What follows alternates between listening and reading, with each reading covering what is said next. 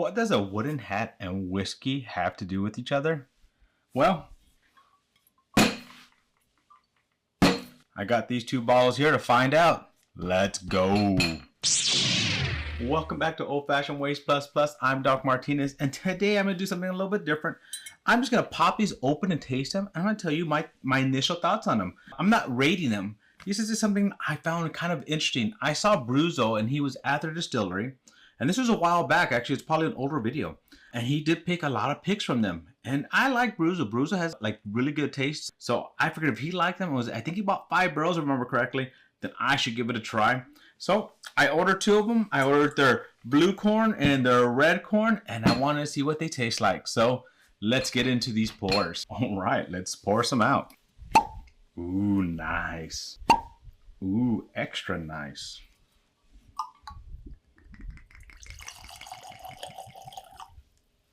Always love the sound of that pour. Ooh. All right. So on this side, we have Old Blue Single Barrel Cask Strength Straight Corn Whiskey, 65.4% alcohol, barrel number 1096. So this one's a blue corn. They grew the corn, made the whiskey, aged it in the barrel, and let the magic happen. They put this in the barrel just for you. No dilution with water, no chill filtering, no additions. Consequently, maybe you see some tasty particles settling out. Shake to rejuvenate. No problems with shaky particles, but if there were, this adds extra flavor. Now this one is Cask Strength Bloody Butcher Red Corn Whiskey. Single barrel, 66% alcohol by volume, barrel 924. Let me see. Locally grown and ground Blood Butcher Red Corn is cooked, fermented, distilled, and aged at Woodhead Spirits in East Central Missouri. Hands from planting to labeling, this unique whiskey is aged in barrels made from, what is that, Chinkapin white oak? Ooh, Chinkapin white oak that has been air aged and washed in rain for years, mellowing the tannins. Ooh. I remember when he was talking to Bruzo, he was talking about that he likes his wood aged for years. It's that season of water that takes out those tannins. So both are very unique smells. This one, it's like chocolate. That's like more like a sweet chocolate. Kind of reminds me a little bit of the Texas. I think because they do age them in smaller barrels, sometimes you get that with that aging process. A little bit more of that. And then we have this one. Higher on the nose, more alcohol forward. A little bit more bitter on the nose. Earthy, definitely a lot earthier. Very, very different. So I'm gonna start with the red corn. Let's go in for that one. Let me just kind of look at how it sticks to the glass. Oh, hold on, let's do that one more time. It's actually not a bad stick to the glass. It kind of runs a little bit, but got some tightness to it. Not a lot, but got some there. This one's about the same. They're kind of close to each other, sticks kind of nicely. So, and I like it still has a ring on the top, so there is still some viscosity to that one. It's kind of, you see that ring up there, it doesn't just all come down. All right, and for my first taste. Ooh, this is very, very different. Different on the tongue, spicier up front than I thought. Ooh, giving me Missouri hug right away off that first one. It is, it is 66 proof, my first pour of the day. It's very different. It's a lot more forward red corn than I got in other red corns. A lot of darkness to it, a lot of richness to it. It's different and I like it. It's a good difference. I do like that. All right, guess I better cleanse my palate between.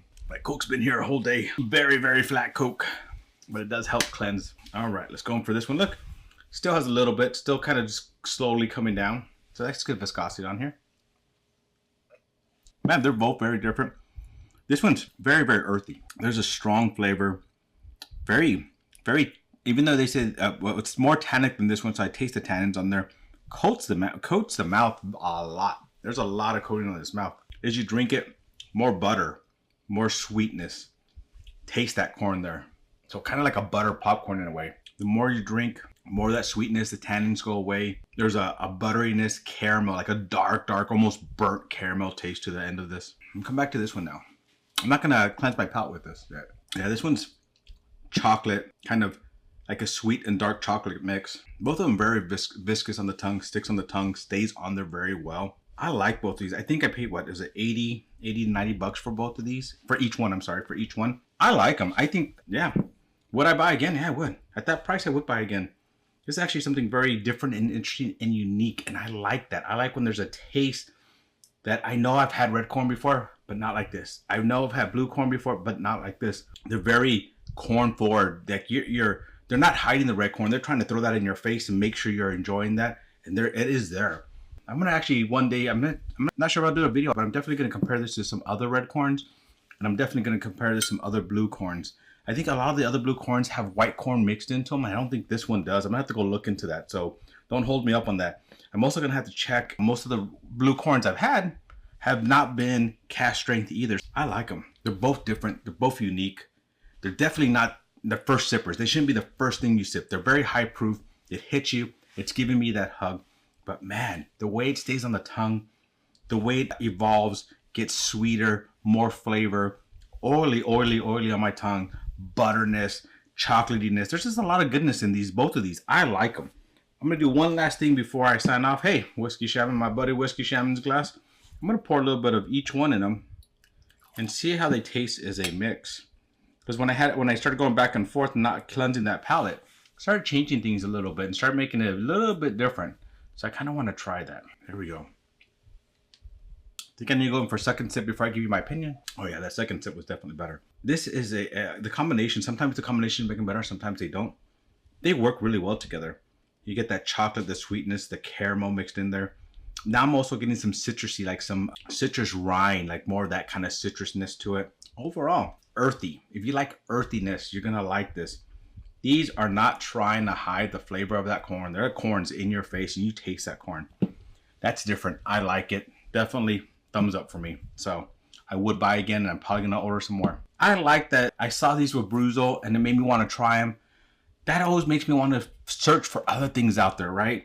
So is there anything else that I should be hunting and searching for and ordering? If there's something unique that you tried and you think I should try it, let me know.